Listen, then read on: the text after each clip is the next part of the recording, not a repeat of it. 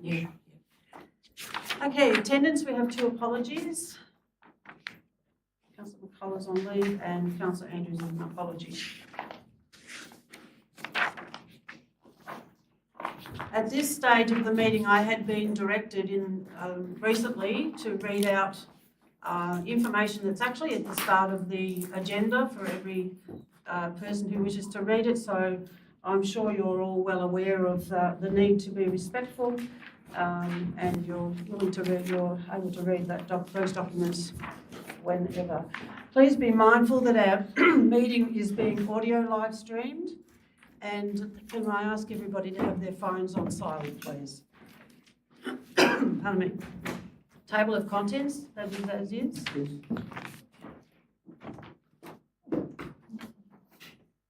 Acknowledgement of country. We acknowledge and pay our respects to the Tasmanian Aboriginal community as the traditional and original owners and continuing custodians of this land on which we gather today. And I acknowledge elders past, present and emerging. Declarations of any pecuniary interests of any councillor or close associate. Does anyone have anything to declare? No?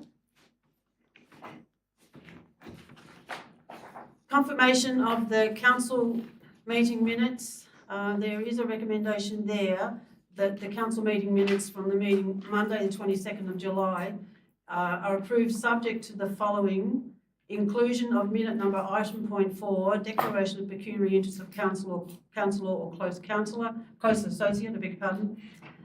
The amendment is item 8, information items, that council acknowledge the receipt of the compliant petition presented to Acting Mayor Janet Lambert by Mr. Stephen Harvey on the 11th of July.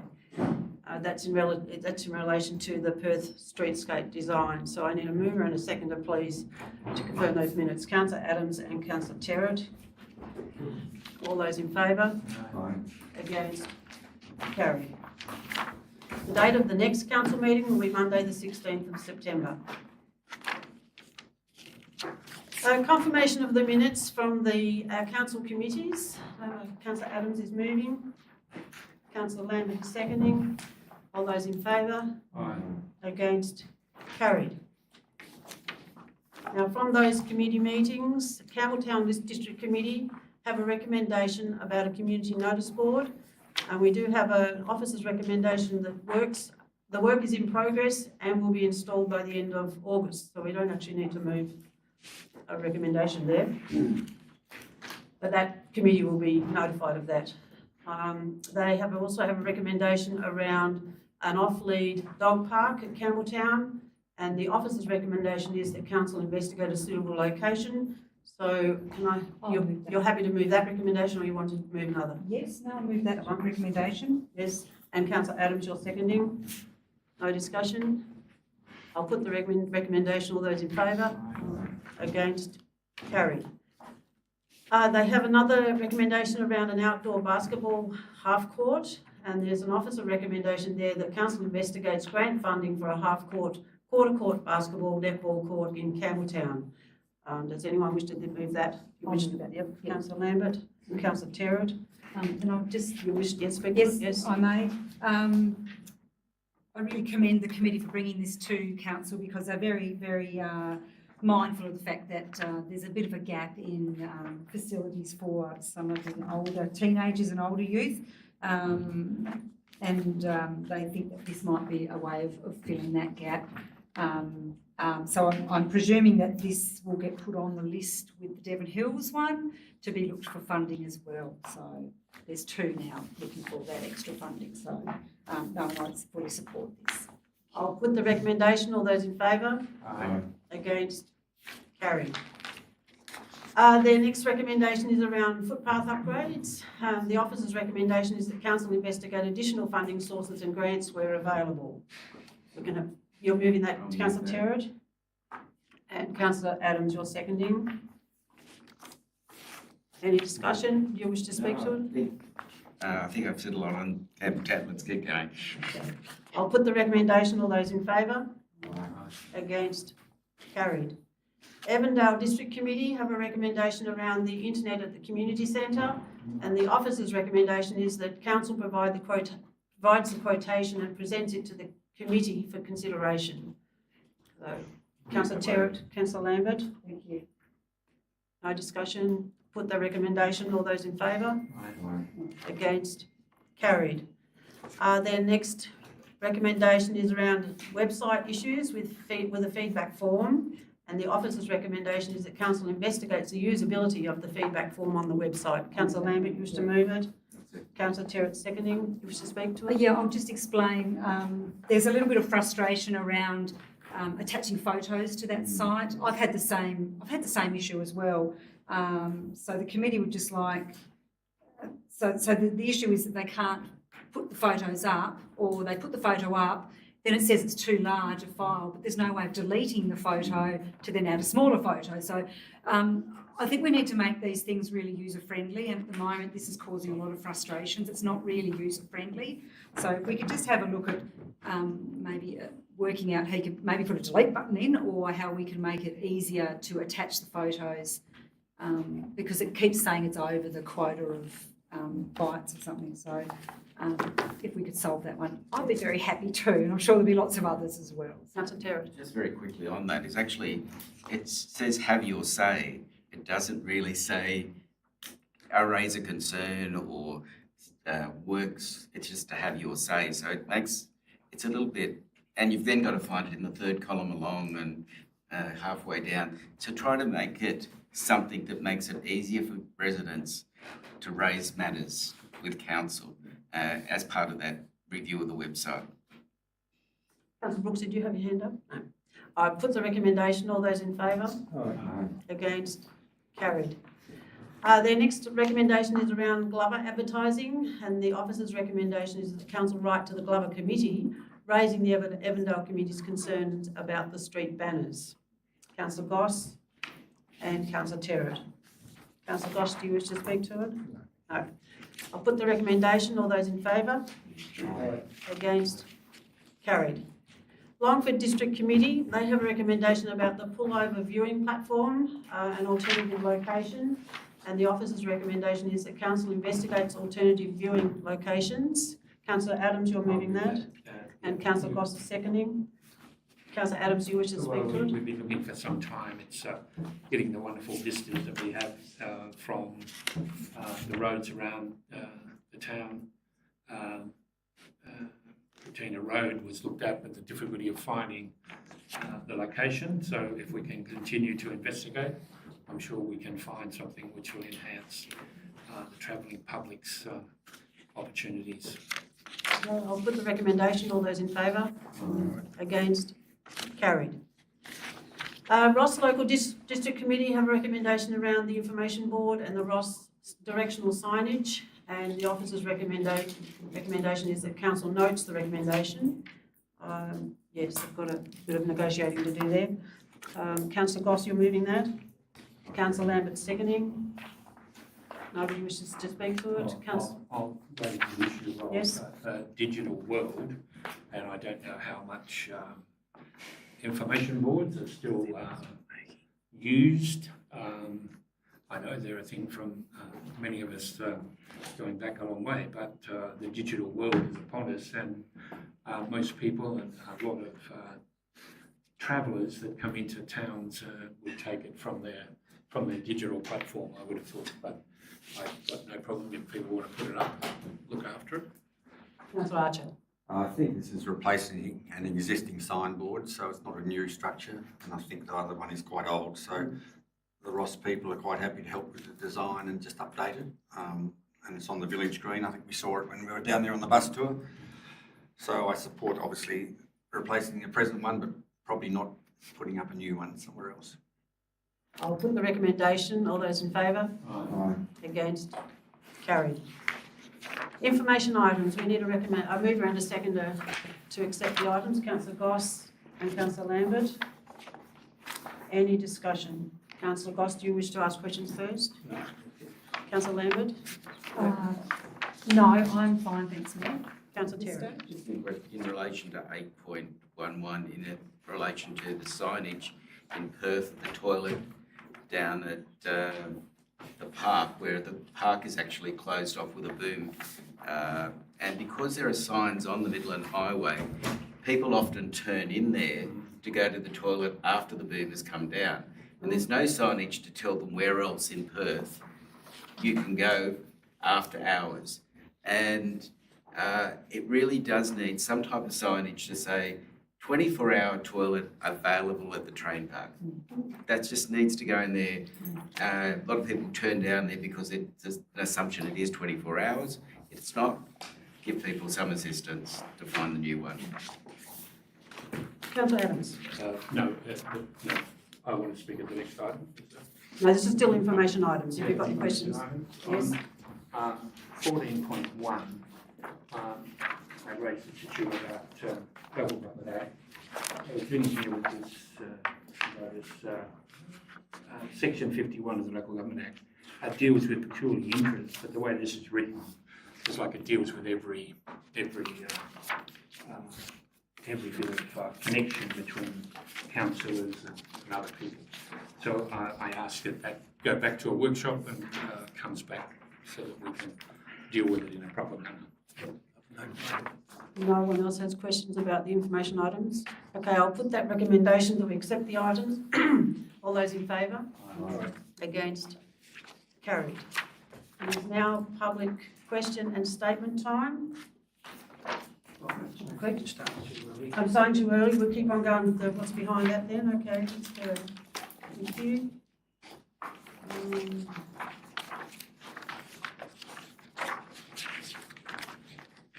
So the community development reports? Yes. 13.1, our monthly report, development services. You've got a page? 81, yes, 81, Thank you.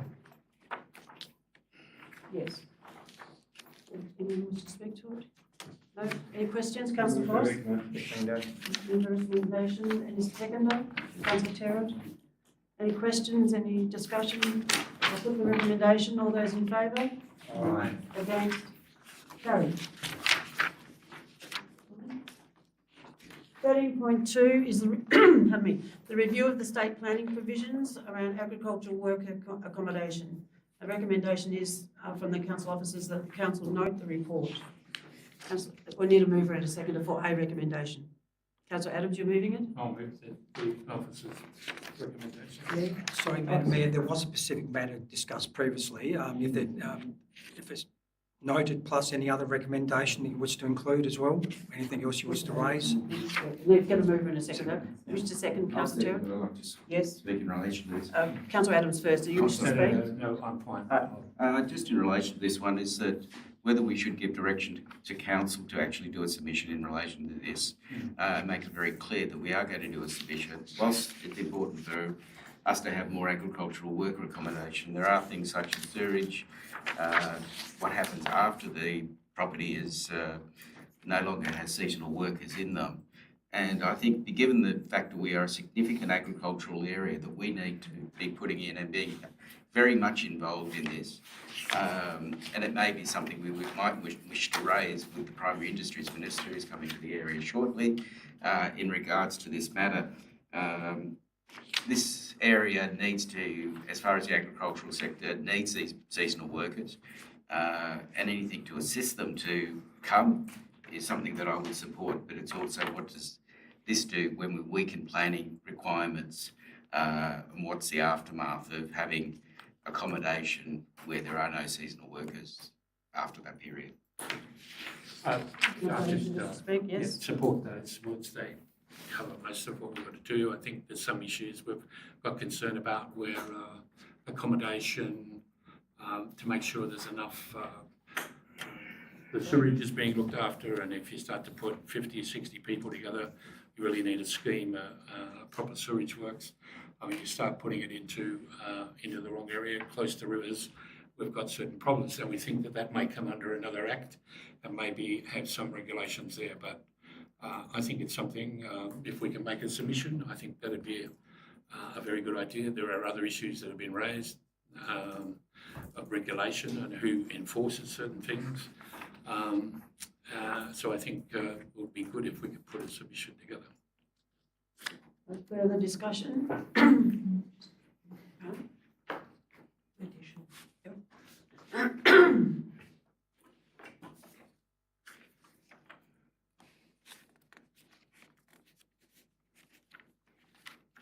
The council noted report and the council provide a submission to the review, including regulation of provisions for sewerage enforcement and regulation. The mover and seconder are happy with that? Yeah. Okay, I'll put the recommendation. All those in favour? Against?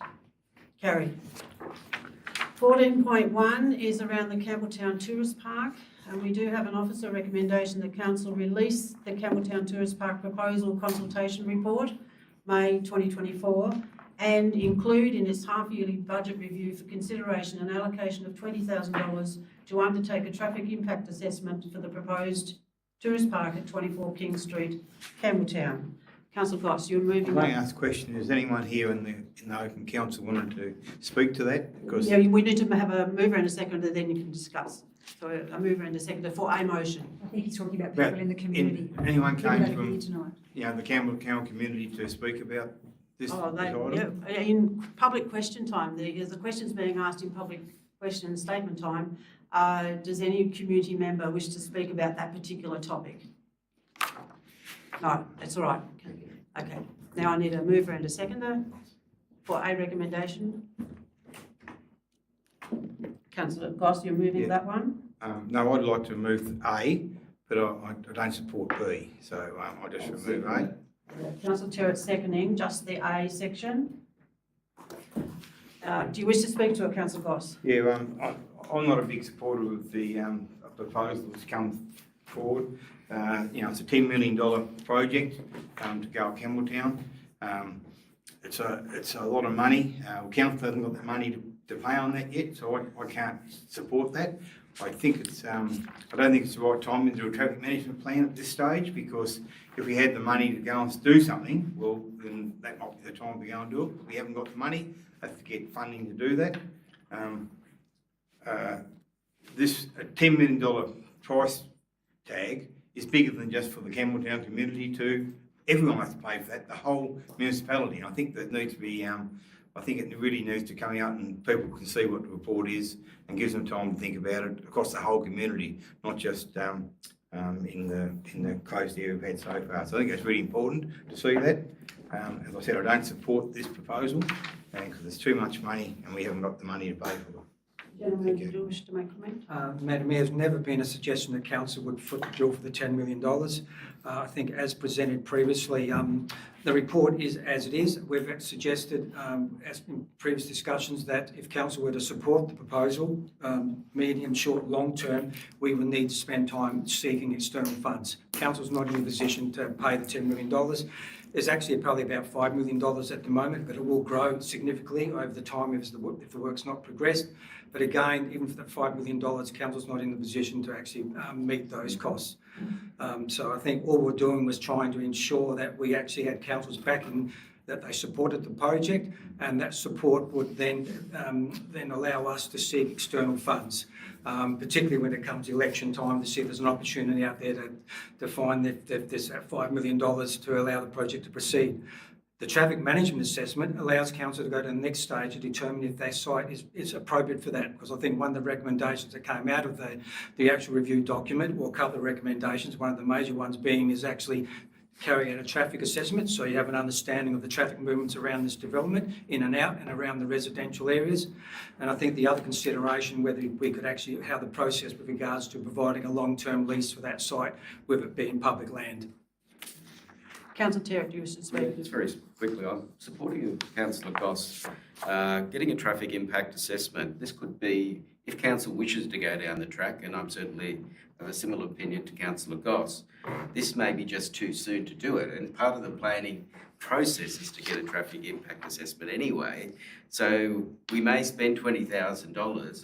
It may be 2 or 3 years down the track before we even go to the application stage, and we'll need to do it again. Councillor Adams. Yes, I support these councillors' good objectives, I reckon.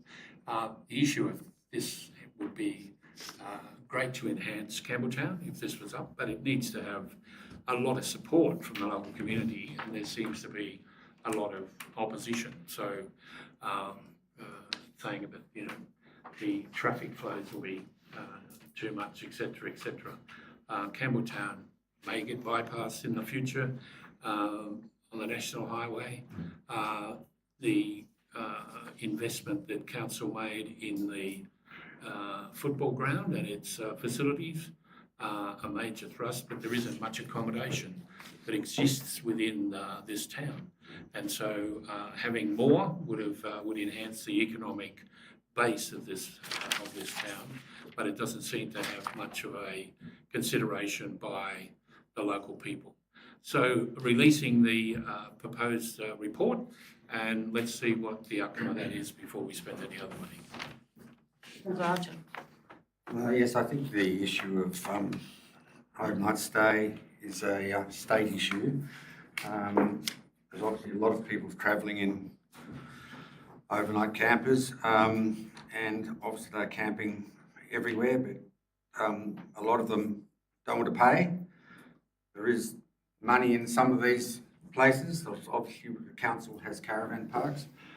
I agree with what has been said tonight. We need to keep it moving because there is a need to have regulation in this area, but there's also a requirement to make sure that local people aren't overly affected by the tourism industry. I would like to see council get it to a shovel-ready stage at some point where someone else or council pushes it through. But at this stage, I agree we need to make the public aware of it, but spending any more money at this stage, I think, is too early. No further discussion. I'll put the recommendation. Councillor Goss, you wish to sum up? Round up just a couple of things there that, during our investigations, there was, the consultant told us that there was, I think 4 caravan parks which are closed down across Tasmania. That really makes me doubt why we want another caravan park, and we had 4 closed down, 2 at Bicheno, 1 down Devonport, or down the east coast somewhere, and 1 somewhere else, I think he said. So that really concerns me that we're doing that. I really think that we should be, if this site we think it needs to be done, we should be seeking private investment into this and encouraging private investment to take it on board, because it's something that's outside the council's capacity, and it's too big and it's too much. Thank you. Just be aware though, when these Spirits of Tasmania finally do get their birth and do birth, there will be a lot more camper vans and caravans, and I know one of the caravan parks that's closed is because the land is far more valuable to be sold than to continue as a caravan park. Councillor Lambert, you haven't spoken. No. I'm just listening to, and I agree with what everyone is saying. However, I'm just wondering whether, we might be cutting our nose off a little bit here, should we perhaps consider putting another clause in saying that we will review this for the 25-26 budget? Perhaps, so we can at least revisit it, because what we've got there is we're releasing a report, but we're not doing anything with it. We're just releasing it with no guidelines for the community to say, well, we want your feedback or we don't want your feedback. Perhaps if we have something in there to say, well, we're going to review this for the next budget to see whether it's worth pursuing again. It may well still be the same answer, but we're not actually doing anything. We're just releasing the So report. are the mover and seconder happy to have that added, that we review it at the next budget? Review doesn't mean we're going to do it. No, It just means we're right. going to look at it again. They don't want to, so you'd have to foreshadow a motion if you wish to do that. I'll put this recommendation. All those in favour? Against? Carried. What time do we go to? 2.5 hours, isn't it? Yes. Yes, okay, so we've got 14.2 is the Australian Local Government Association, the attendance at the Australian Local Roads Transport and Infrastructure Congress in 2024. Councillor Brooks would like to attend. We haven't got any other nominations to attend. Okay, so we need a mover and Councillor Brooks recommended a mover and a seconder that Councillor Brooks be authorised to attend the 2024 ALGA National Local Roads Transport and Infrastructure Congress at Margaret River from the 3rd to the 4th of December. Councillor Adams is moving and Councillor Terrett seconding. Any discussion? Councillor Archer. Look, I think the local roads issue is going to become a huge issue for local government, not only because of the size of some of the vehicles on our roads and the width, but also the railway system doesn't seem to be taking a lot of the heavy vehicles off our roads, and you only got to look at the Midland Highway to see the deterioration that's happening on a national highway and the amount of money that's been spent on that. So I know all our local roads are going to require a lot of maintenance, and I consider it's really important that the Australian government increase their input into the local roads, because we are going to fall behind unless they do. So I think this conference is very important. Councillor Brooks. At the conference last year, there was a lot of talk over the same thing, and it was, our roads were quite good compared to a lot of other councils around Australia. It was a horrendous road infrastructure they've got there. Like, there was holes that people could lay in. So, you know, if you compare our roads to some of those roads in middle of New South Wales and far north Queensland, that they were pretty good. So, but they were all saying the same thing, that we need more money to be thrown at these roads. Councillor Goss. Just I wonder if we got officers going along to that conference? There's an opportunity for an officer to go if they wish, so That'd be great, because it's really important that we've got representation in more than just this table, but in the office as well. Okay, I'll put the recommendation. All those in favour? Against? Carried. 14.3 is a policy review of dog management, and the recommendation is that the council adopt the amended dog management policy and the code of responsible dog ownership, and that a further report be presented to a council workshop for discussion on kennel licensing. Councillor Adams, you're moving that? And Councillor Terrett, you were seconding. Have I got a seconder? Councillor Goss? Yep. Councillor Adams, do you wish to speak to it? No, I don't. Councillor Goss, do you wish to make a comment? Yeah, I think this is a really good opportunity to, we've got lots of issue in our community with dog management, and I think it's somewhere for us to start.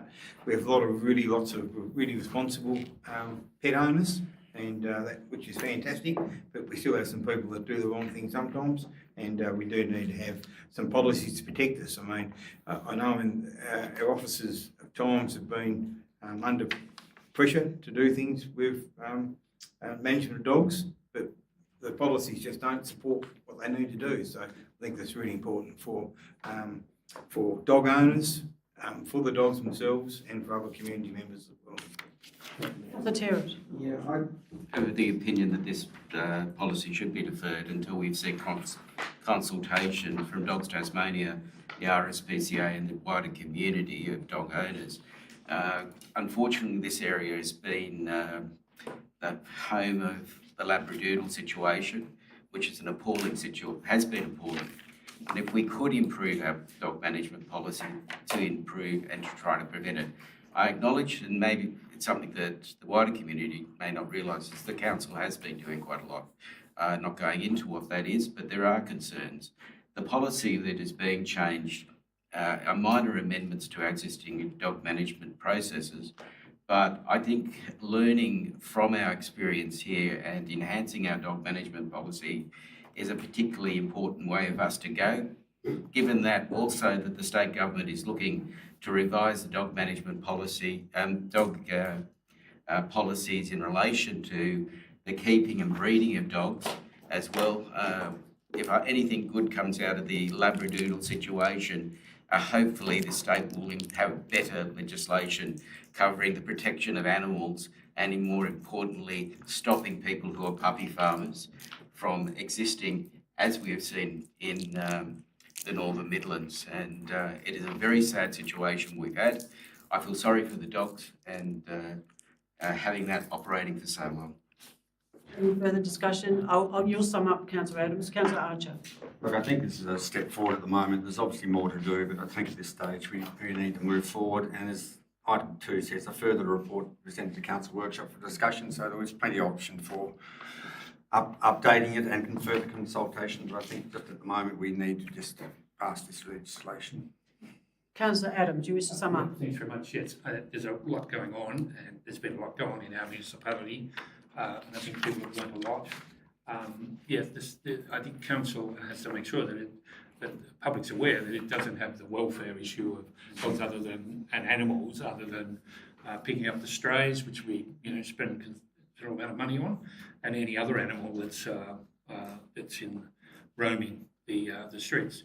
The state government review should give us some good direction in new ways. We know that the RSPCA has not had the power to make it really difficult, the same as council, to react to some of these issues. So there's a lot of work needs to be done on this, and I think the state government is getting on with doing some of that, and we would look forward to that. But I think we should have this recommendation and bring ours up, and then have further discussion as we go down the track about kennel licences and things like that. Okay, I'll put the recommendation. All those in favour? Against? Councillor Terrett's against. Everybody else is in favour. The recommendation is carried. Okay, we'll go back to planning, public statement time it is.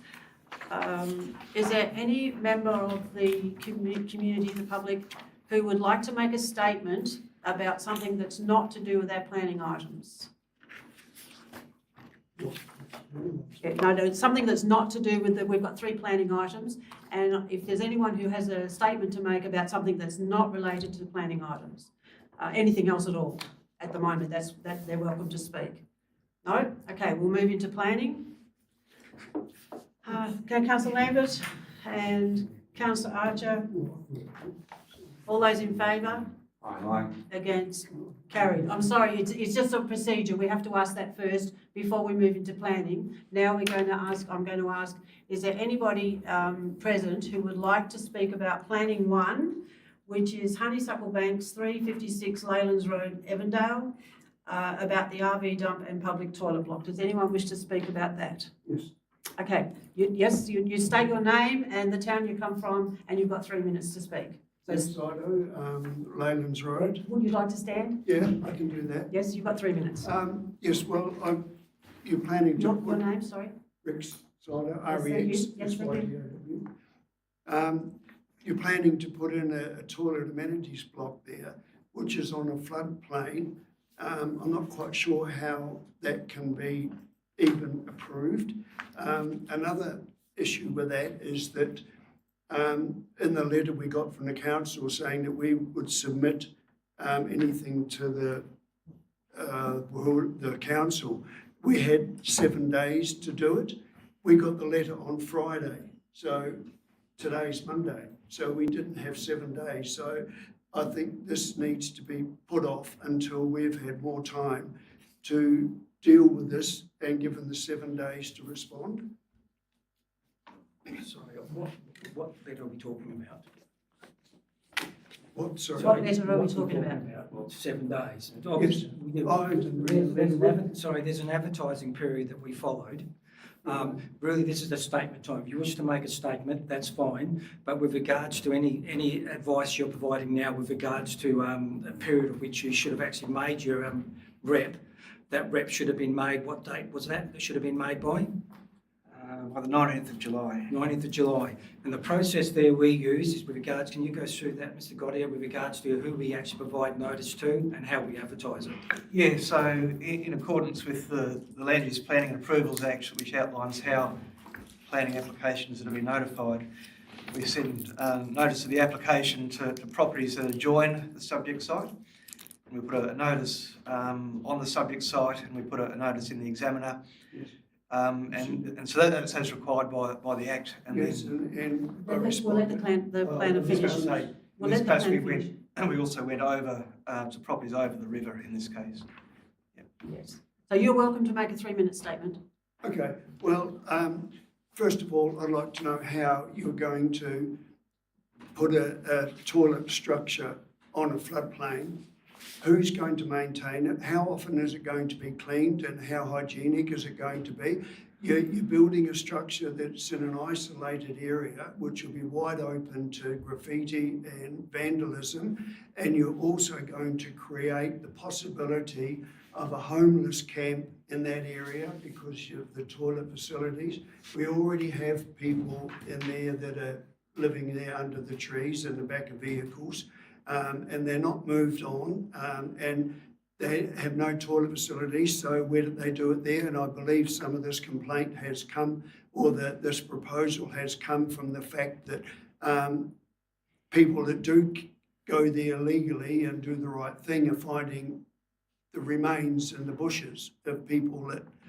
Now, I know that you have camping permits for there, but as far as I know, that it's only for self-contained vehicles, where you're getting people in there that are living on rooftop tents and all sorts of small vehicles that are obviously not self-contained. And I'd like to just know how you can actually build a structure on a floodplain that's potentially going to pollute the land around it, the rivers, the water. Thank you, you've had your 3 minutes now. Okay, well, thank you. Thank you. Okay, is there anybody else who wishes to speak about planning one? Yes, I do. Yes, you've got 3 minutes. Just state your name and address. My name is William Gibson and I'm speaking today on behalf of the community in opposition to the proposed developments at Honeysuckle Park. We feel there has been a significant lack of community consultation. Many residents were unaware of the plans due to not being within the official notification zone.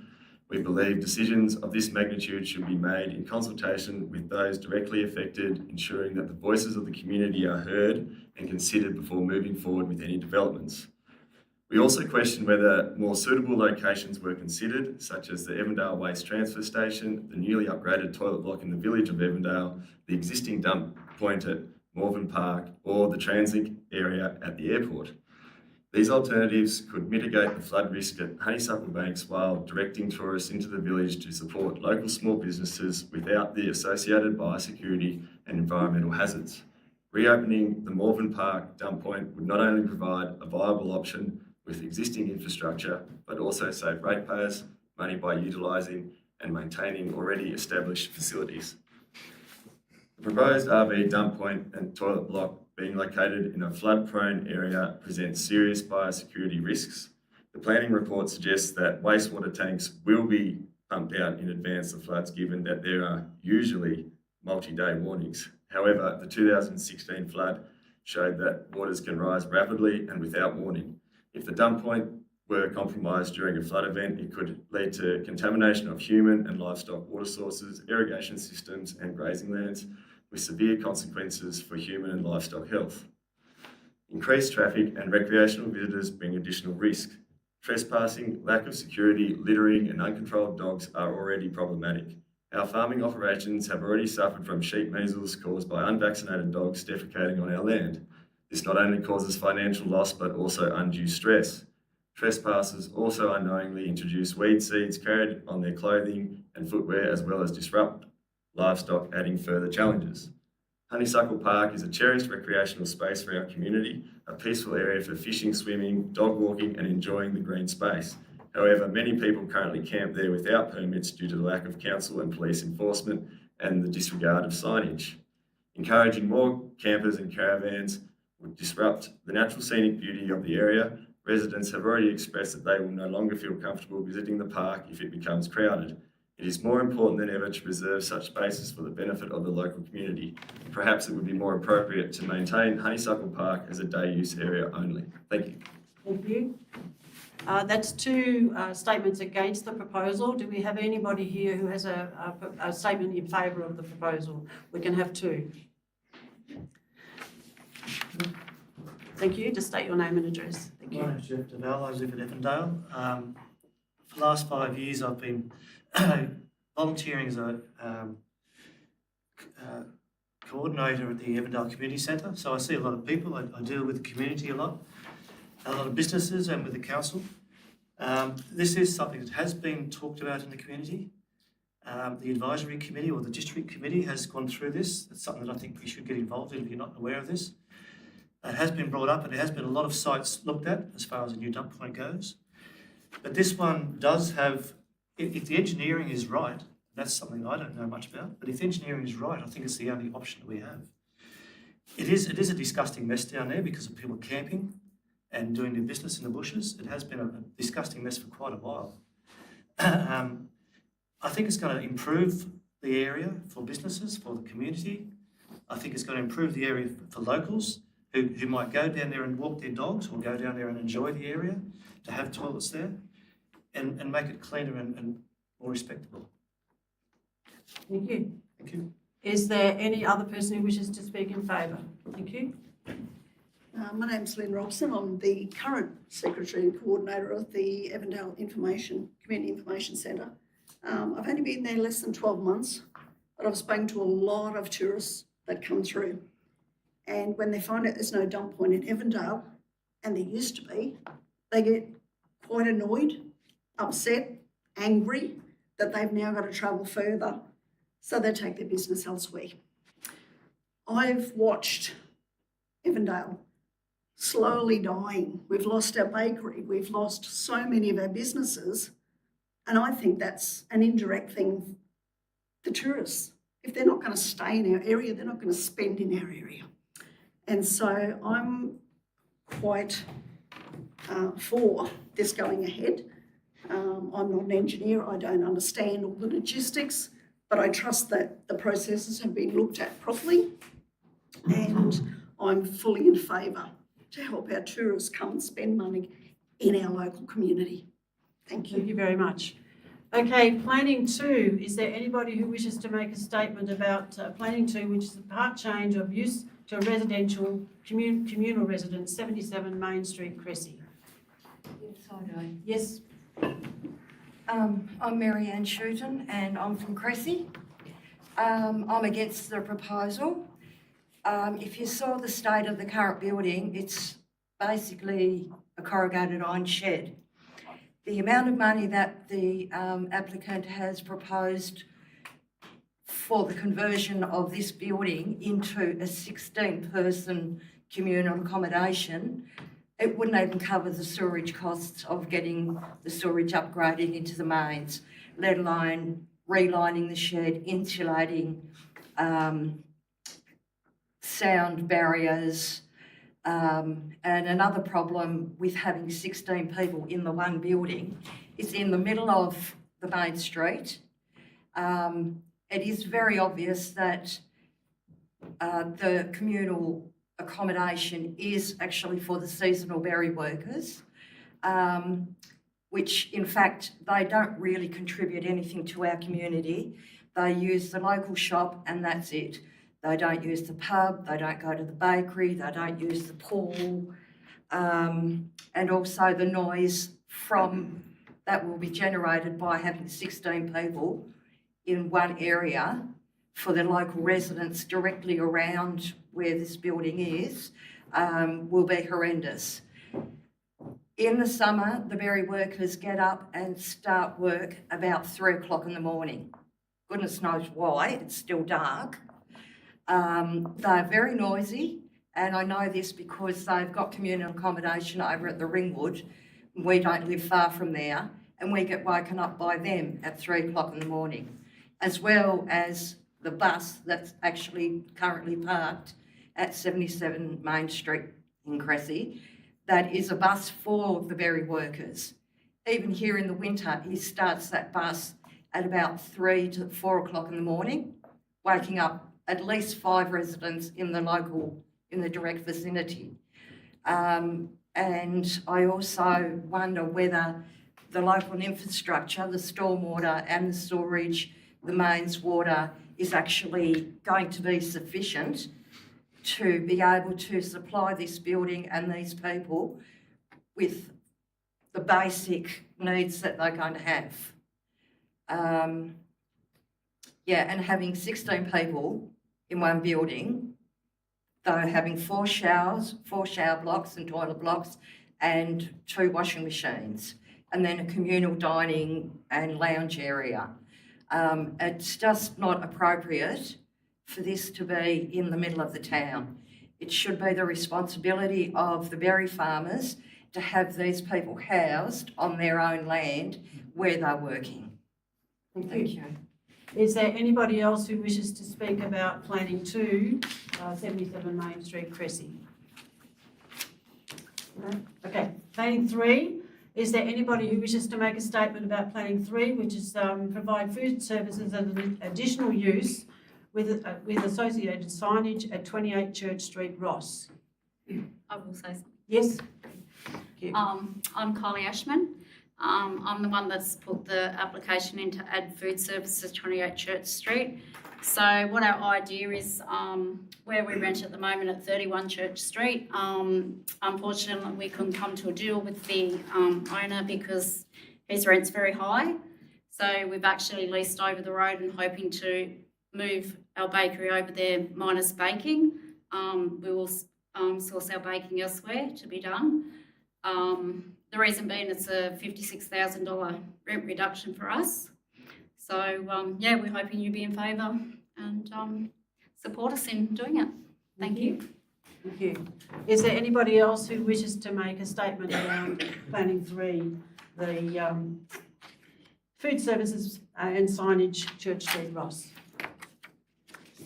Okay, we're over to the councillors now. Planning 1, Honeysuckle Banks, 356 Leylands Road, Evandale, an RV dump point and toilet block. Now, there is an officer recommendation there that the application be approved.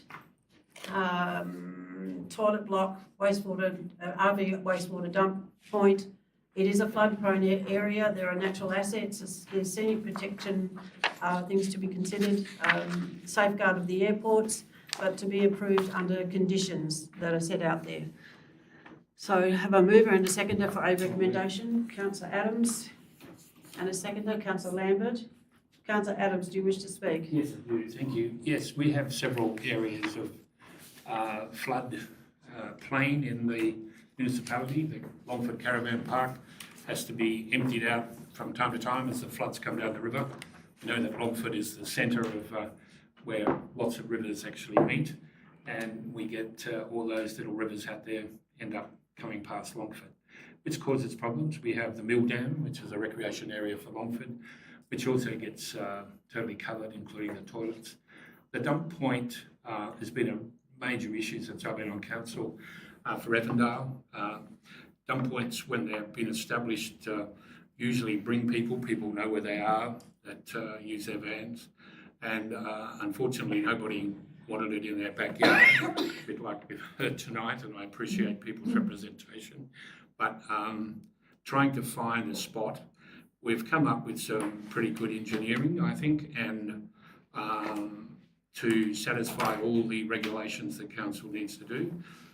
Certainly the thing will be pumped out and filled up with water and then pumped out again and redone. I think that will, as far as this area will only be for self-contained vans and no tents and whatever.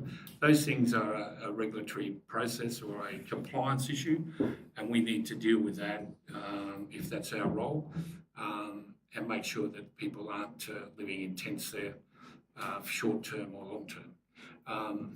And I think having the toilet there, I don't think it's the greatest spot, but it's the issue that we've had to come up with because we can't find another avenue. We've been through many suggestions, but they haven't been able to come together. So I'll support this motion before us tonight.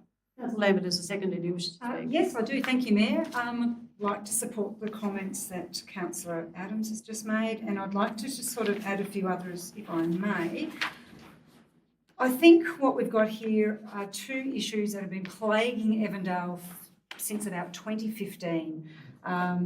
We came around 2015 to put a master plan together for the area where we were looking at trying to make the best possible place it could be, you know, mainly for the residents and for people who use it all the time. So the people that go there fishing, the people that go there walk their dogs and recreate every day. But the thing that was pretty obvious to us, and this came through the district committee at the time, was that there was an issue there with people using, not having anywhere to go to the toilet, basically. So there was an issue with health and safety issue. And there was also that issue where, that came through from the district committees and they wanted council to do something about it. That then fell to our officers to have to clean it up. So that then became a health and safety issue for our officers as well. So we've been trying since 2015 to come up with a solution for this part of it. So, and, and I think what we've come up with now is we've got a design that has been signed off by an engineer. Back in the 2015 and around that time when we were first trying to solve this, we didn't have the technology to be able to put anything there at all. So it has taken quite some time. But I would like to thank the Avondale community for persisting with this, because they have persisted in lobbying us to try and solve this issue. So we've had an engineer sign off on it. We will be having the tanks cleaned out before anything. And I have the utmost faith in our officers that they are on top of things when floods are occurring. We have to be able to put all sorts of things in place when floods are occurring, so they know when these things are happening. And I have faith in our workforce that they will be able to be able to clean these things out in plenty of time, and put the right checks and balances in place to make sure once we know a flood's coming, that we're able to lock those facilities up, put some signage out to ensure that nobody uses it after we've cleaned them out and pumped them out. I think this will actually improve the area immensely for the locals, because it will allow them to be able to have a facility to use if needed. And it will stop those things happening in the bushes. So therefore, we won't have the danger of those things going into the farmland. So I appreciate what I think Mr. Gibson was saying there about the biosecurity issues and the health issues. I think this actually goes to solving that. So I think that will solve that issue for you in that respect. In regard to the dump point, this has been another really, really contentious issue for Avondale, and I agree with what Ms.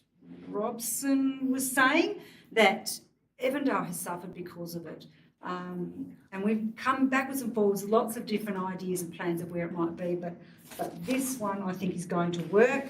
The communities mostly seem to be on board with it. They can see that we'll be able to get our tourists back, they'll be able to use the dump point, get them spending in the Avondale community, to support the businesses in there, which I think is a good thing. So I think that we have ticked all the boxes here as much as we possibly can in terms of making this a safe space. I think we've thought through very, very well the idea of the roads, so only going one way and out the other, pumping things out. One point that I would like to make though is that I would like to see some more signage put up. We've talked about signage at the actual site. I'd like to see some more directional signage at Leylands Road and along the airport roads to direct people and also to make sure that if this gets passed tonight, that we advertise in the camping magazines and things like that, so people are aware, because we did close off the dump point. It's been closed for quite some time. I think it would be a good story to be able to then put that in those magazines, on websites and those places, just to alert people again, and maybe the businesses in Avondale as well, so they're aware that those things that it has actually changed, the status of that's changed if we pass that tonight. So I'd just like to say that I'm really, really pleased that the Avondale community have continued to lobby to get this done, and I thank you for chewing my ear on many occasions about it and to keep us pushing this issue, because it has been very important to the Avondale community. And I do support the proposal, and I hope other councillors will support it as well. Councillor Brooks. I frequently drive through there and I do see a lot of tents, all sorts of things. They're not self-contained. As a council, we need to make sure, if we're going to set up this, that we do police that area pretty hardly, because from what I've heard tonight, and I've seen it, it's not only Honeysuckle Banks, I've seen them down at Campbelltown as well. We need to put up some better signage. We need to enforce our regulations a lot stricter, because we could end up with a homeless community there quite easily. I think it will enhance the area if we do police it properly. At the moment, people are defecating in the bushes and all sorts of things, so that should tidy up with a toilet block. The dump point, yes, we've been working on a dump point for a fair few years for Avondale. out at TransLink. They didn't want it out there. Malvern Park, I thought Malvern Park probably could have been resolved, but that being said, this is probably a better setting for motorhomes out here at Honeysuckle Banks. So I'll support it, but I'm really concerned that if we don't get it right, it could turn into a bit of a catastrophe for the people that live around the area and the farmers across the road and all sorts of things with dogs and bits and pieces, because usually dogs, on off-the-leash dogs, come with people that aren't complying with the regulations, as in fully self-contained.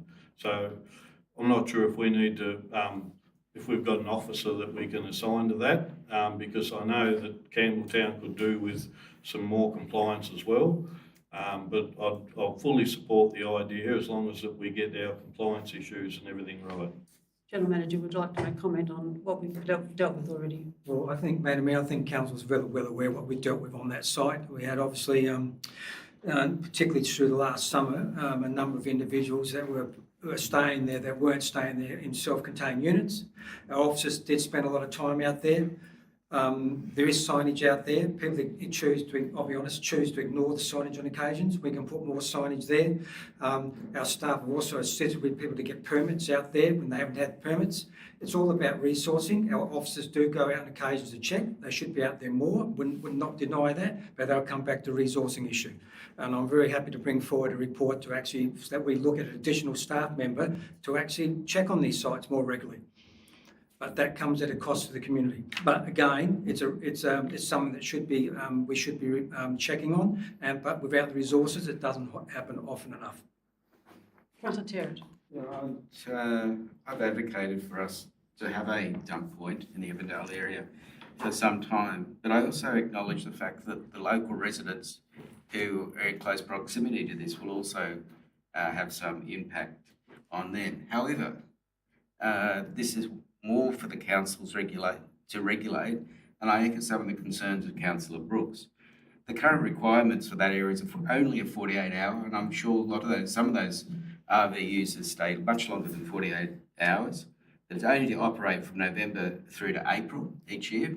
So in theory, it could be locked off between that in that 6 months through winter, and it's more likely to be having flooding during that period. So there are some things we can do. Also to show people that there are other sites, including the Longford Caravan Park, as an alternative for them to go and to camp and to bring their caravan or RV to. I wouldn't like to say that this should never be used for caravan parks, for caravans and so forth. People enjoy driving around Tasmania, but it's the long-term people who stay is the problem. There are things that we can do as a council, particularly I know here Mr Gibson's concerned about the problems of diseases within dog faeces. Extra baggage and garbage bins in those areas is one way of controlling that. In relation to it being a flood zone, many councils throughout Australia have dump points and toilets in flood zones, and often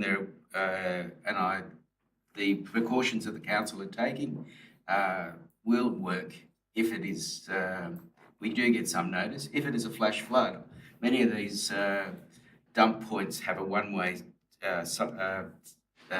valve, which doesn't allow the sewage to punch back out.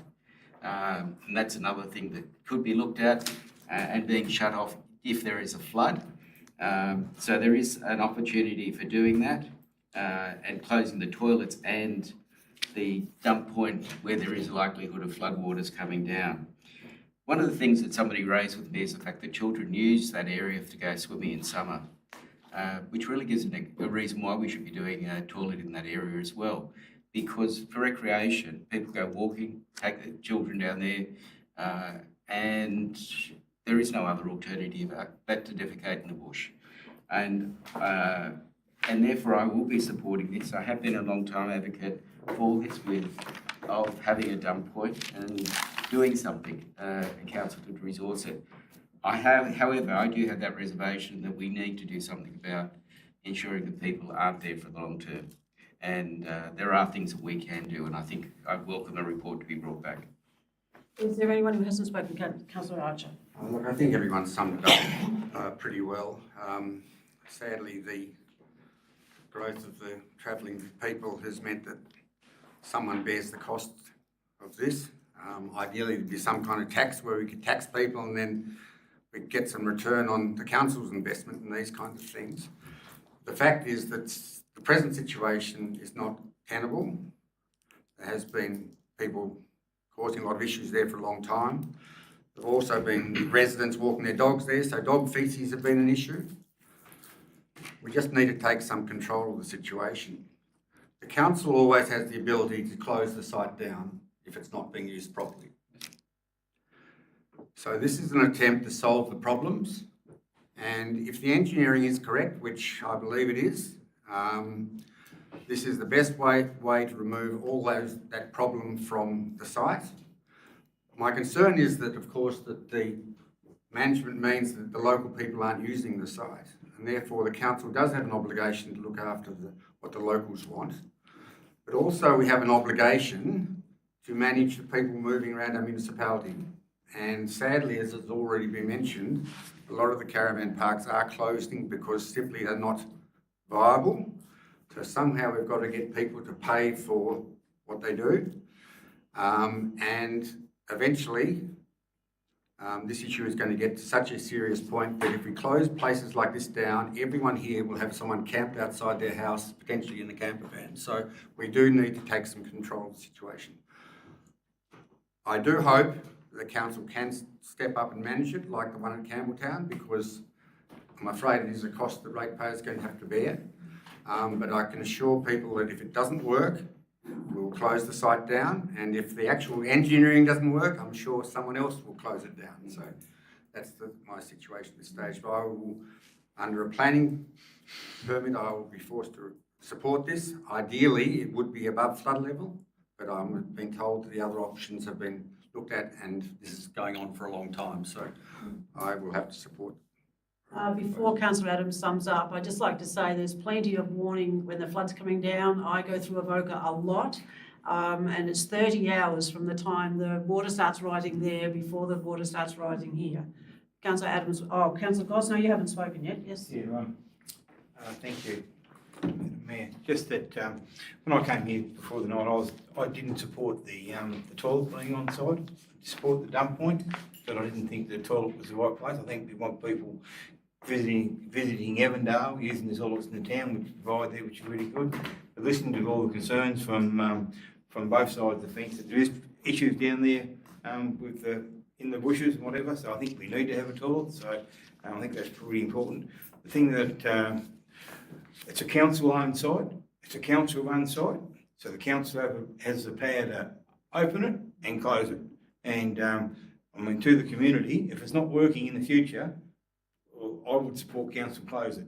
Just like council closed the Morven Park dump site because it was too dangerous for the kids there and people backing in caravans. That's why it just didn't work, and someone could get run over. And council closed that site because of safety. If this is inappropriate down there, council will close that site as well. So that's what I'll be pushing for in the future if it doesn't work. Thank you. Councillor Adams, you can sum up. Thank you, Mayor. Well, I think people can see that the council has dealt with this issue for many, many years and tried to come up with solutions, and this is the one that we've landed on. Council has to make decisions. There are issues here, and I think it's a management issue that will be enhanced by us going down this track. I think the homeless people living there, if there's homeless people, we have to deal with that in a sensitivity that we have shown in the past.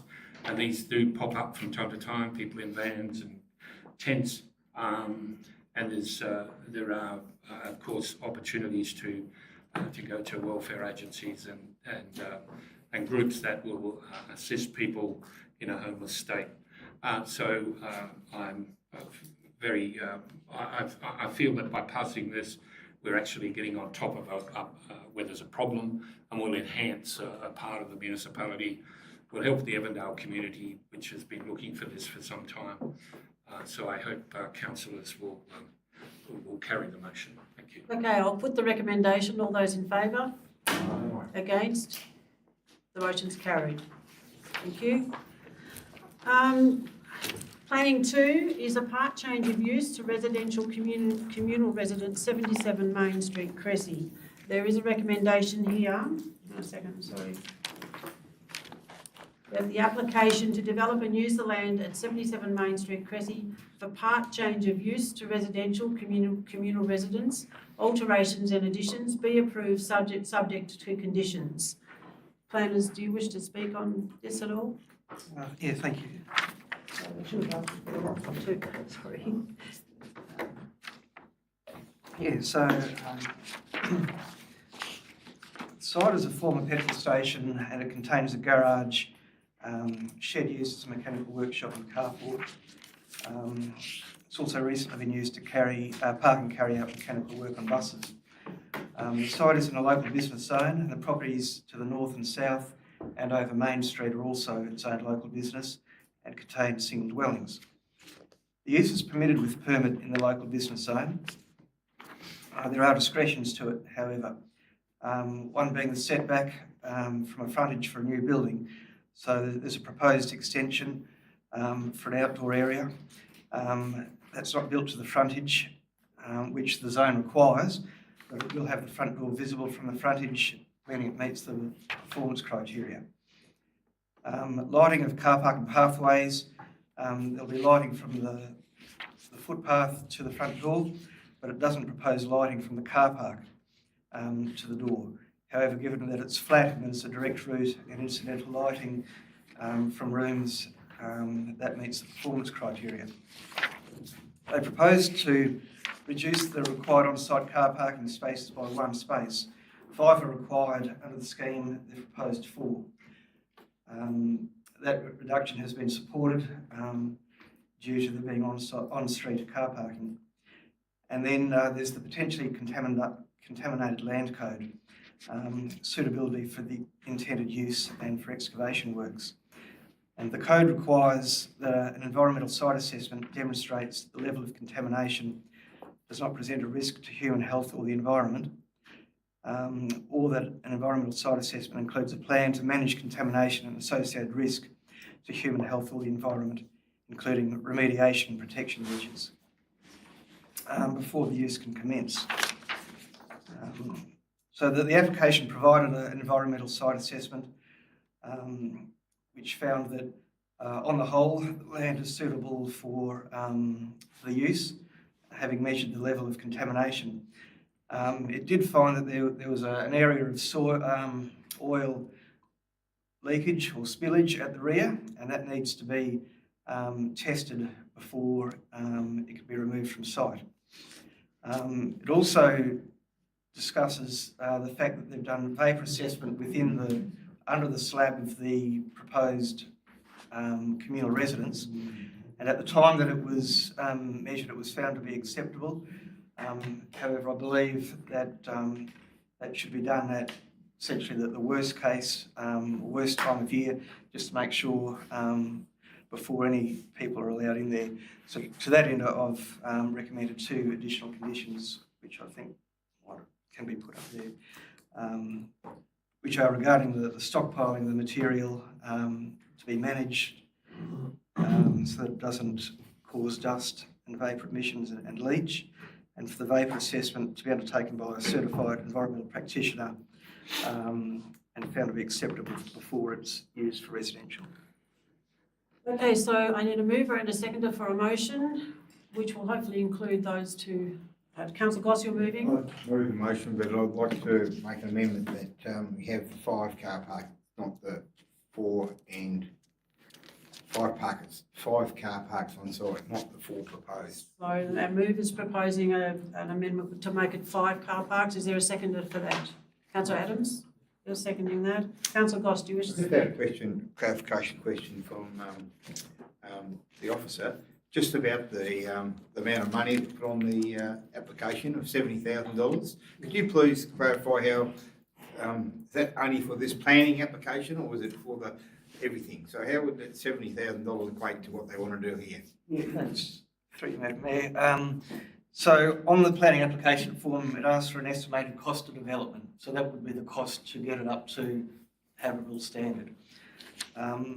We use that cost to essentially the work. Just repeat that again, sorry. Yep, so that estimated cost is the cost of development. So that's the cost of what it would take them to get it up to finalise it, for people to live in it. How could they possibly do that? How would 70,000, they need to, So, how does that, So councillor, let the So planner answer, when please. they get to, if they get a planning permit, they get to the stage of lodging a building permit. That's got the more accurate costs. And if we find that is more than 70,000, what we do is we review our planning fee, and we'll charge them the extra if that's the case. So the accurate fee comes at building permit stage, because the details of the proposal are known then. And as I say, we do review our planning fees based on that. Councillor Adams, do you wish to speak to it? Yeah, well, this has got a lot of conditions that the planners have recommended, and it's with all these things, I hope that works out. I'm a bit concerned about what's going to be spent, but I think to bring it up to the conditions of the standard required, it'll take a bit of effort. And but I am concerned about the noise issues and buses, and we've had these before, and I guess quite a few of us have had representation. I think we need to deal with that. There are regulations, I think, under the State Environment Act that noise levels can be measured, and you don't have to put up with enormous amounts of noise. I don't know why people are getting on buses at 3 a.m, but it doesn't seem to work on any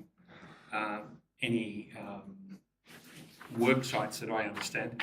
But there's always been buses leave this site since I was a boy, and from a school bus point of view.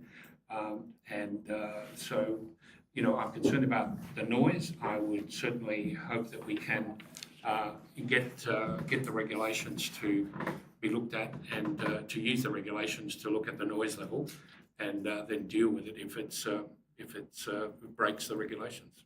Councillor Terrett. So the question to the planner in relation to the bus that's currently there, just for clarification, they would not be permitted to have a bus on this site if the person was not a resident of that property. Is that correct? Yes. Thank you. Any other questions? Councillor Archer? Oh, I was just going to ask the same question that Councillor Terrett asked. Basically, this is a planning issue. We're very limited what we can do here. It's the conditions are important, obviously. We've just got to, as a council, make sure that all these environmental issues are handled properly, but also, as Councillor Terrett says, if the bus driver is not living on the site, there's no need for the bus to actually be on the site. That's the first thing you would stop. But as far as planning goes, I'm afraid this is an issue where we really have no ability to stop it, so I'll have to support the project. Councillor Brooks? Just to answer Councillor Adams's query about the 3 a.m. start for the buses. Not always that the workers are working close by. They could be working in Devonport, so they get on the bus and go to Devonport at 3 a.m. to be there at 5. So it's not always working around Cressy area with those seasonal workers. No further discussion. Councillor Goss, do you wish to sum up? Yeah, just to sum up, this does meet the planning scheme, and the reason why I brought the 5 car parks up is because one house away is the local fire station, and the fire station, they have a call out. There's lots of volunteers come and they park their cars on the street so they can get the fire trucks out. So I think it's important to get as many vehicles off the street in that vicinity as possible. So I think that's important to do that, to keep those 5, and that's the reason why I didn't support the one parking on the street. I think they should stay on the ground, and there's plenty of room on the grounds to do that. And if this does get up and they build a property and 16 people live there, then the issues with noises and traffic coming in and out is something we can look at in the future. Thank you. Okay, I'll put the recommendation. All those in favour? Aye. Against? The recommendation's carried. Planning 3 is provide food services as an additional use with with associated signage at 28 Church Street, Ross. Planner, do you wish to speak? Yes, so this application, as per the title, is for an additional use. Currently, there is an approved general retail and hire, so we'd be looking to add food services to the possible uses at the site. I feel like I said uses a lot then. So the descriptions of this application are essentially the signage occurring in the heritage precinct and the car parking numbers being that there's no car parking provisions on site, both of which have been supported, the parking by a traffic engineer and the signage by Council's heritage advisor, David Denman. My recommendation is for approval subject to the conditions you can see before you. Yeah. Okay, we've got a recommendation there as per our planner. Councillor Goss, you had your hand up first, Councillor Goss, and Councillor Lambert. Any discussion? Councillor Goss, you have the chance first. Yeah, just, I think it's good that the local people are running the business quite a while, and there's business pressures need to find an alternative site. I think this is a really good alternative site. It's still going to keep something in Ross for people to be employed at and work out, places for people to visit. It looks a really attractive site from the street, so I think that it'll be positive. So I wish them all the best. Councillor Lambert, Thank you. Yes, Mayor. I was in Ross the other day, so I went in to have a look, and I was quite impressed with the layout of the business at the moment.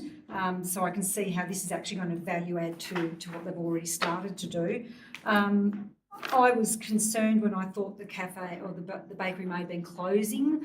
I was concerned about employment in the town. Ross is a very small town. I know it's not easy to get good employees, so I'm very pleased to see that this will be continuing to help employment in the area, so that's really important to me. I think the conditions have been, the discretions, my apologies, have been dealt with adequately. I think that's going to be okay. I'm really pleased to see that the business is continuing on in Ross. It's really important. So particularly come the summertime, I think when things get busier, we'll be pleased to have that business still running and operating, although albeit in a little bit of a different format to what it is now. Yeah, I absolutely support the proposal, and I wish you all the best with the business moving on if we get the proposal up tonight. So, Councillor Terrett. Yeah, so I congratulate them for staying in town. It's too easy these days for owners of buildings to continue to putting up the rent, to force businesses, unfortunately force businesses to close. And we've seen that in Avondale where people have had to move their business to other towns as a consequence of increasing rents. The fact that these people want to stay in town is highly commendable, and we should be encouraging people to come into town. But I think often this is as a consequence of increasing rents in commercial areas, and the consequences for towns can be quite significant. And anybody going up to Avondale, number 10, the restaurant's now closed. The bakery is now closed for some time. We can only hope that people come back into those towns and they get reinvigorated, and I wish them all success for this business. Councillor Archer. Yes, well, the key thing here is, I think, is obviously keeping the business going, but the words here, no baking on site, is, I think, very important for people to realise that if this is to occur, it will create some issues. So I can support it as long as that is upheld. But obviously, residents either side do not want bakers arriving at midnight and working all night on the site. So I think we have a situation where the proposal says no baking, and that's what should happen. Councillor Adams. Yeah, thanks. Yeah, this issue of rent from landlords out of towns is now a bit of a go, because people used to live in these shops that lived in the town, run their businesses, and generations have changed.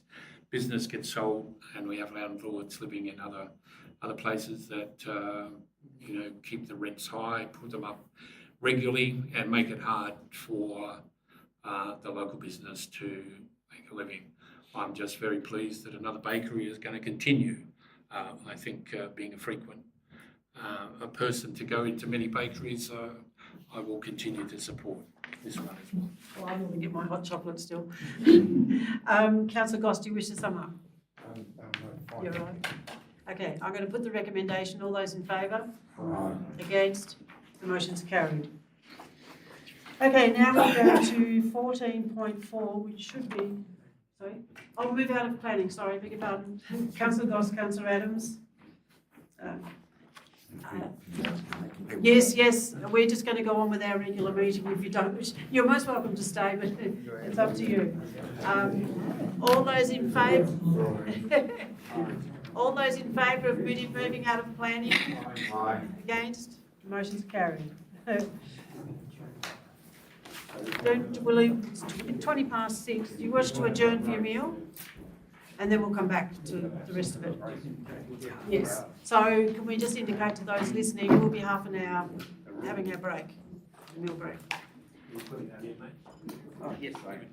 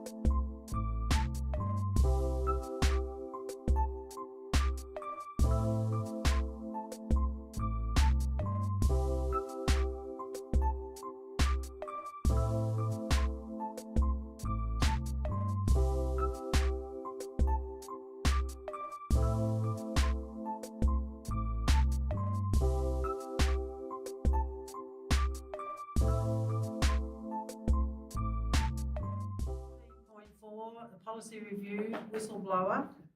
We have a recommendation there that council endorse the amendments to the whistleblower policy. I need a mover and a seconder of a motion. Councillor Adams and Councillor Goss.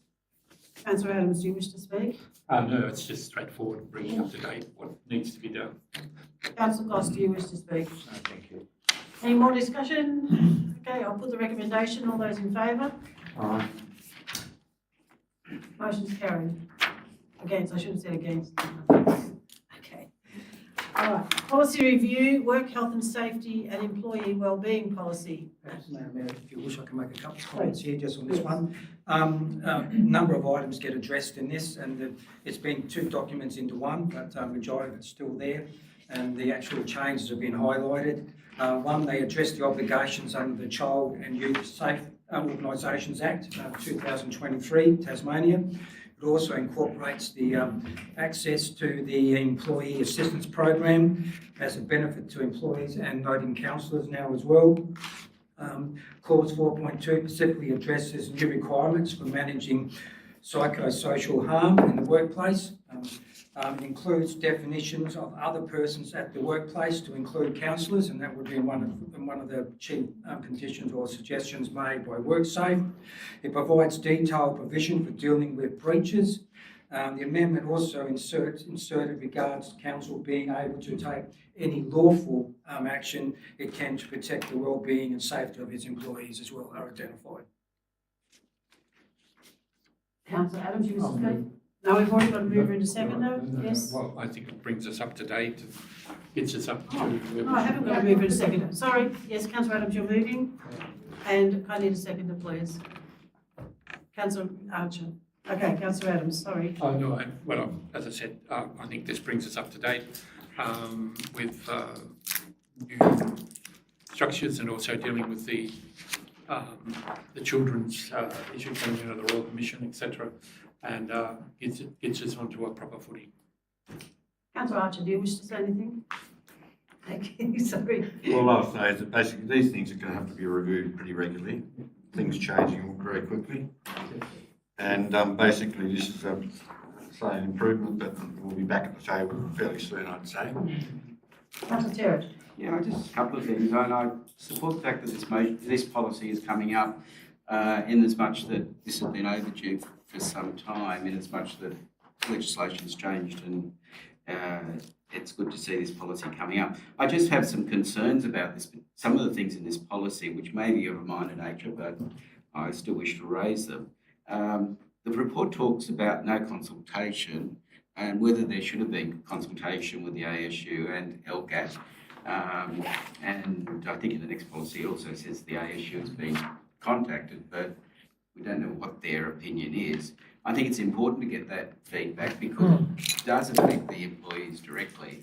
And I think that would have been some good input and maybe something that needs to look at. As Councillor Archer has said, this needs to be reviewed as an ongoing basis. It's very much a live document and should continue to be a live document. And for that reason, I also believe that whilst it is not a requirement for the procedures to come back to council, this is another one that should come back. Section 63 of the Local Government Act requires that council adopt HR policies, and it's up to the General Manager to do the procedures. But I think it's also important for our information that we have those procedures as well, that we are aware of those. There are some ramifications for some other policies, and some that I note is dealing with difficult customer policy, the issues resolution policy, because if you're going to have procedures, which one do you use? The elected members' code of conduct, there are things that will ramifications into this. The policy also talks about Fair Work Commission, which has some jurisdiction into local government in Tasmania. But the question is, under Section 30K of that particular Fair Work legislation, it's not clear if it actually would be covering it of elected members, and may not have that may be outside of their jurisdiction. And there was a case in Victoria where this was highlighted. That they can treat the council but not individual of the councillors. And that probably needs clarification before that actually, hopefully it doesn't occur, but if it does. The couple of amendments that I think would be worthwhile in relation to the definition of a worker, it goes through a number of people, but one person that's left off is the general manager. And whilst we might understand that he is an employee, I think given the fact that we've actually specified all those things, putting the general manager in that definition avoids any confusion or so forth in relation to that. Similarly, other persons at the workplace, it talks about ratepayers. There are more than just ratepayers in this area, and there's residents. They're actually excluded from the definition. Committee members, it's another area that maybe should be considered to be put in this definition as well, because they do have an obligation within their committee as well. There is an obligation on managers and supervisors. That should be the psychosocial hazards reduction. The obligation is for everybody and not just limited to the managers and supervisors. And maybe if any future review of this or consideration to extend that, I understand why it is managers and supervisors, but I think there is an obligation on all those people that are defined within the policy to actually have a role in relation to psychosocial hazards. One of the only things I had of concern is the removal from the workplace of individuals, and may actually mean that you're removing employees out of the workplace. There's no constraint on time limits, and in fact, the policy would allow the determination to remove a councillor from a workplace, which actually would prohibit them from coming to a council meeting. Which I would question that the Local Government Act would give us jurisdiction to do that. And therefore it needs some clarification. I understand the reason behind that, and certainly if the Mayor believes that somebody should be removed from the meeting and I think that is a valid reason for somebody to be removed from the council meeting. But I've seen misuse of this, similar things that people have been precluded from council meetings for extended periods, and that is of concern. My other concern is the reporting. How do you report? It is unclear in this policy how you actually report. It tells you to report, but doesn't tell you how. And I can only make the assumption that we use the issues resolution policy, which hasn't been adopted by the council. Any further discussion? The only thing, Sarah Kazar, do you wish to say something? I just think some of the issues that have been raised are pretty way out there, and I think I'm sure the local government, the act, the state act would also apply if it was missed on in the local government act or in our policy position for protection. But it'll come up for review again, and we could look at all the issues raised by councillors. Come back. Well, Madam Mayor, we will take, obviously we've recorded all the comments, and definitely take all those on board. We've had the document prepared legally, externally for us. We're putting it forward because there was a requirement under work safety to put it forward. We actually have consulted the ASU. They haven't had time to come back. It's because of the tight time frame under which we're operating.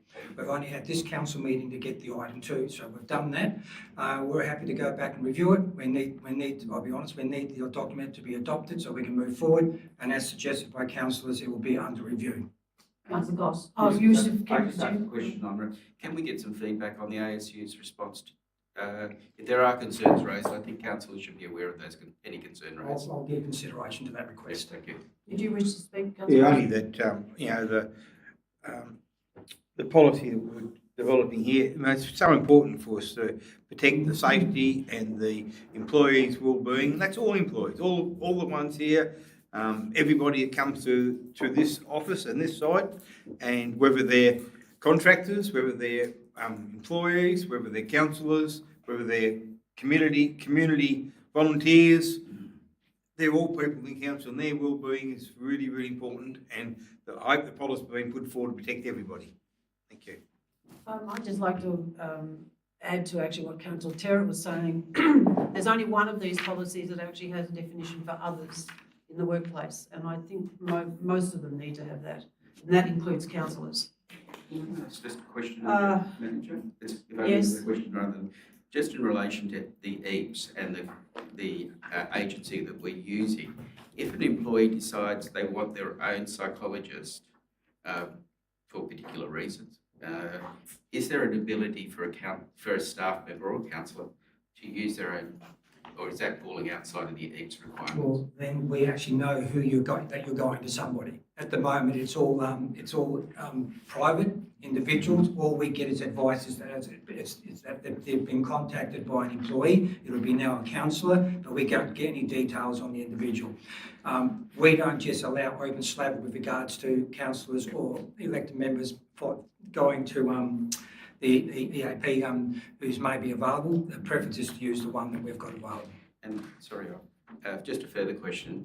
Will the councillors' expenses policy be amended to allow this because it is a benefit? Yes. Yeah. Thank you. Councillor Lambert. I'm just wondering whether we need to add something else to the recommendation about this being a continually reviewed document, or when we plan to review it again, or in light of all of those comments, suggestions, and do we need to say something along the lines of continue to review as required, or intermittently, or 6 monthly, or I'm not quite sure, because there was a lot of stuff. Happy to have that added to the recommendation. Policy continue to be reviewed as required. Yeah, I'm going to just say that. Councillor Adams? Yes? Okay, I'll put the recommendation. All those in favour? Against? Carried. Sorry. As required. As required, yes.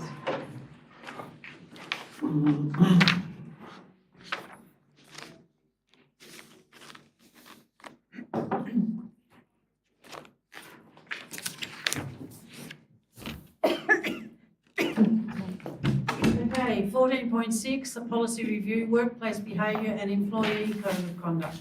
There's a recommendation that council endorses the amendments to the workplace behaviour and employee code of conduct policy as submitted. Councillor Goss, you wish to read that recommendation? And who's, someone who's seconding?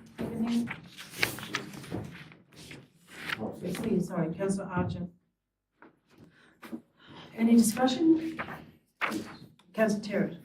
I won't repeat what I've previously had, but a lot of those previous concerns are applicable in this circumstance. Personally, I don't believe this should be one policy but two separate. Workplace behaviour covers a wider number of people, which also has other than employees, and therefore I'm not in favour of having this as one policy as such. Regardless of that, we have the policy with us now, and that we've got to do something with it in light of the notices that have been served. My concerns, I have one serious concern in relation to blocking of emails or blocking of correspondence to the office. And it's how the process is done. We have a difficult customer's policy. Whether this overrides that or actually complements that, that's the other in relation to that. And if a councillor's emails are blocked, how is that to be managed, given the fact that councillors need to have communication back with the council as well?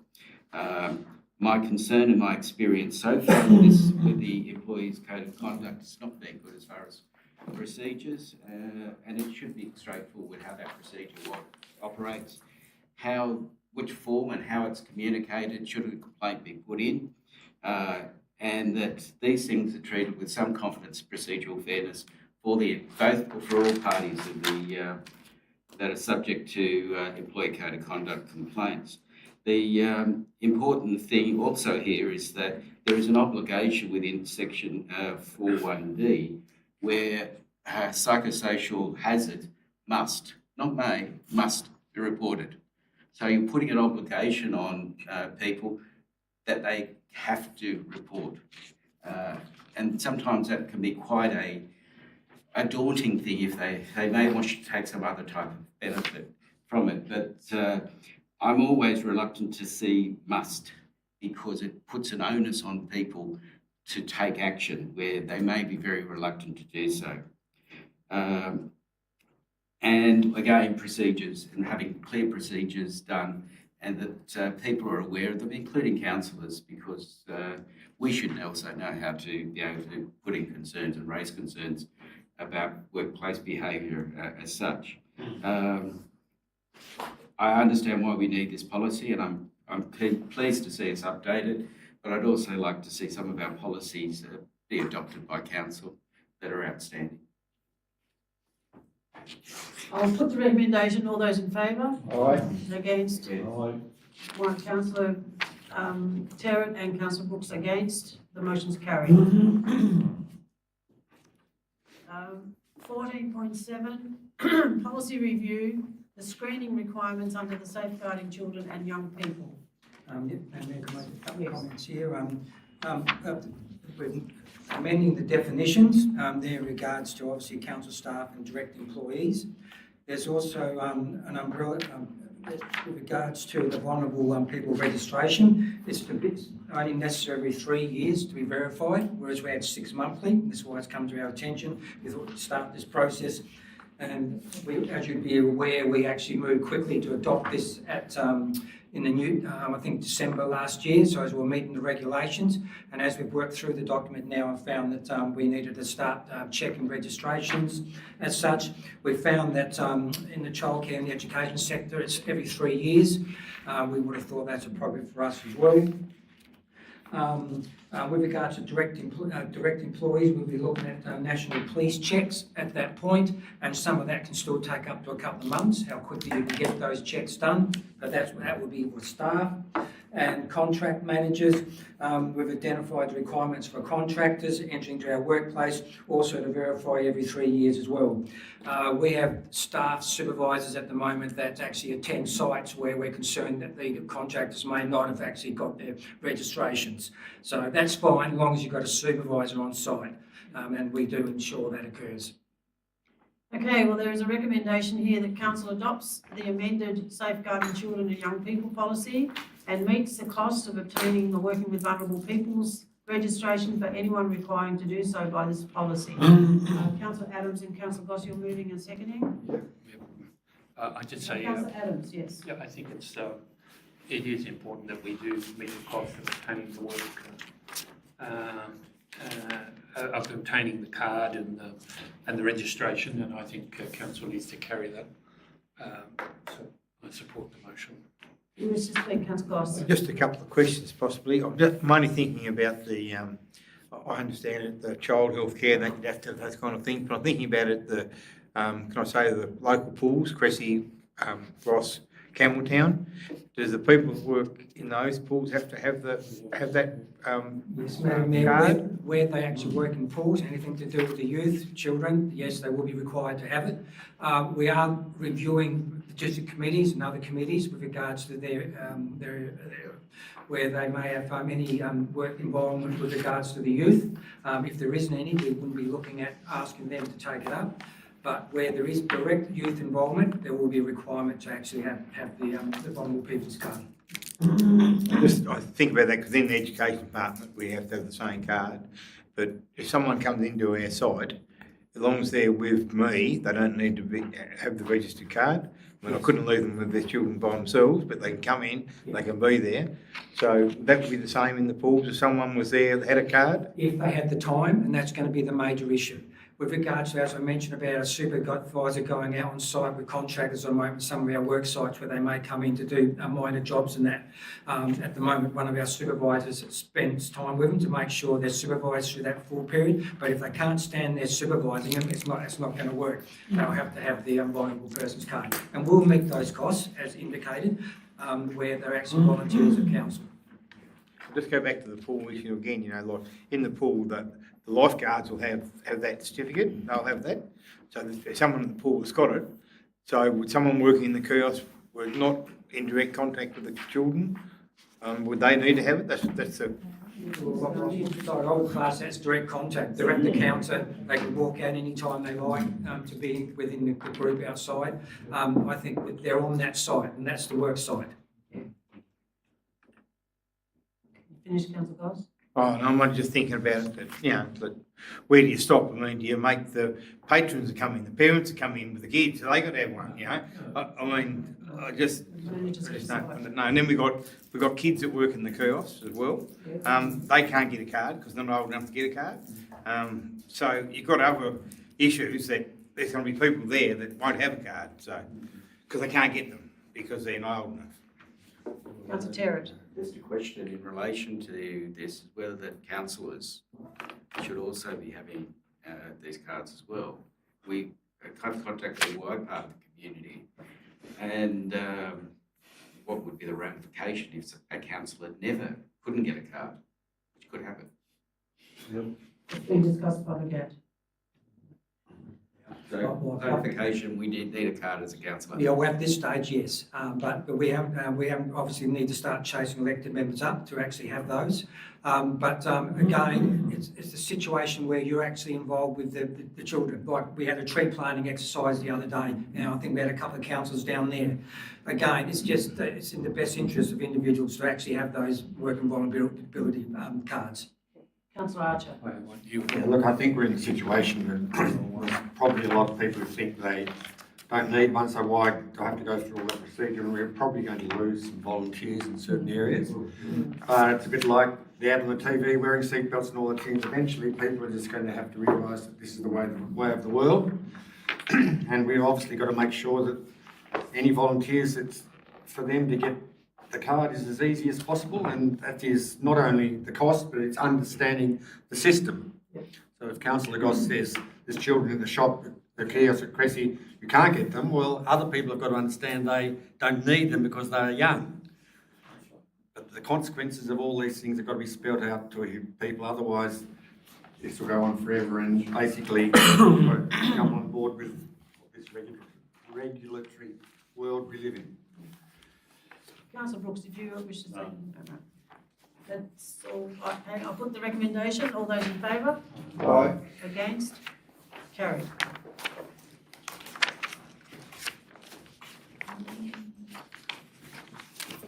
Financial statement? Yes. The recommendation is here that we receive and note the monthly financial report for the period ending 31st of July 2024 and authorise budget alterations as listed in item 4. I have a mover and a seconder, please. Councillor Goss, Councillor Archer. Any discussion? Any questions? I'll put the recommendation. All those in favour? Aye. Against? Carried. Now we're into closed council, right.